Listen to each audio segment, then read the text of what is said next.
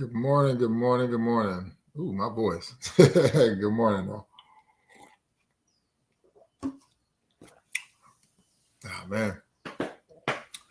Good morning. How we doing today? Amen, amen, amen. That might help a little bit. Good morning, everybody. How y'all doing? Amen. Good morning. All right, well, let's go ahead and get started. I've been doing a good job not keeping you guys too long.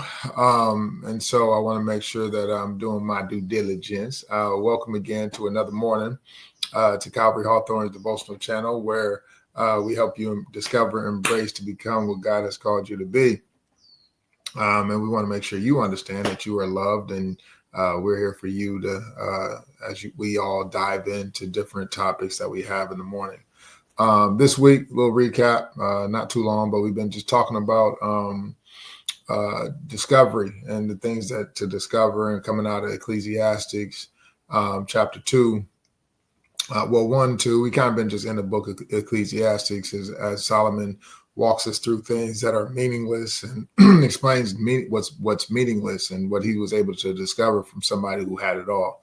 I kind of challenge you guys to write down things that you wanted to do or you wanted to discover. And then I asked you, where was God in it? And so, and then I asked you, find it meaningless, right? Like whatever you can find meaningless, then you can start discovering these things. And I know it's like a play on words, but it's one of those things where when you realize how much something doesn't mean, then you begin to realize what things do mean, right? As far as the meanings of other things. And so when I realized I don't like soccer, I then now set my eyes, or set my attention to another sport like baseball. And then I realized baseball doesn't mean anything. And then I find my way to basketball. Like, believe it or not, basketball was probably my fourth sport, right? Ends up being the main one, but I think it ends up being my fourth one. I think I did, I know I did soccer. I know I did karate, right? When we were young, we was in everything. But I know I did soccer. I know I did karate. I know I did football. And I can't remember if baseball was before basketball or if basketball was before baseball. But I was in like 4 different sports before I even got to really basketball.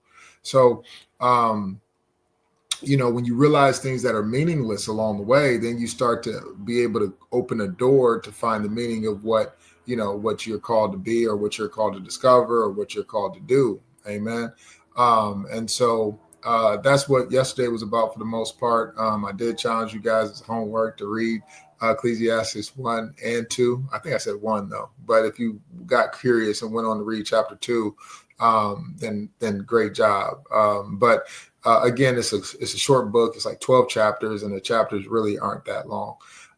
So if you're looking for something to read, feel free to use this book to dive into it and just kind of get a grasp of what Solomon is talking about. Today, though, we're going to jump over into chapter 6. And so it's going to be really brief, but I'm going to read out of Ecclesiastes 6. And it starts off and it says, "I have seen another evil under the sun, and it weighs heavily on mankind.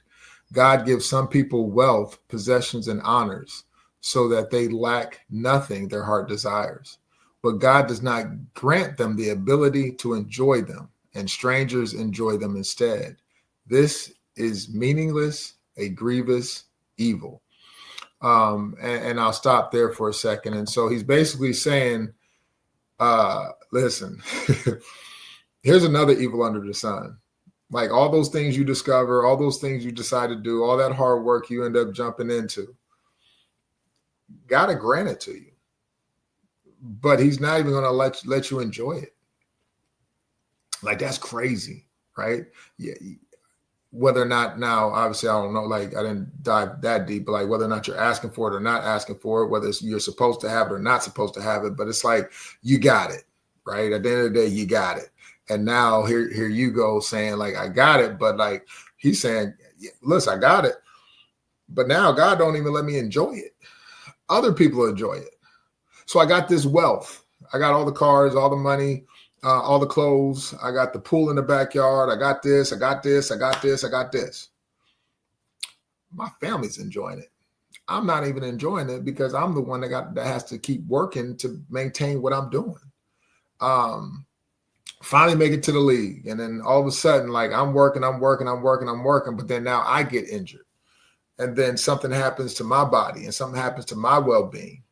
But the money is still coming in. And it's like, they get to enjoy it, And so it's kind of interesting to think about, So that's why it's also important to understand and to back yourself in the corner of who gets the glory for the things you're trying to discover or for the things you're trying to do. It backs you into a corner of and getting off that emotional roller coaster we talked about on Tuesday about, okay, like, how bad do I want this thing? Is this thing really for me? And that's where I was talking about yesterday as well, where it was like, there's a season for everything. There's a time for everything. There's a place for everything. Like you may not be ready to have it when you want it, but you may need to wait another month, another couple months, or maybe a year. Like, I don't know. But, what we want to get to is whatever you discover when it's yours. You need to be ready for it. And you need to make sure that when God gives it to you, that you can actually enjoy what God gave you. And that at the end of the day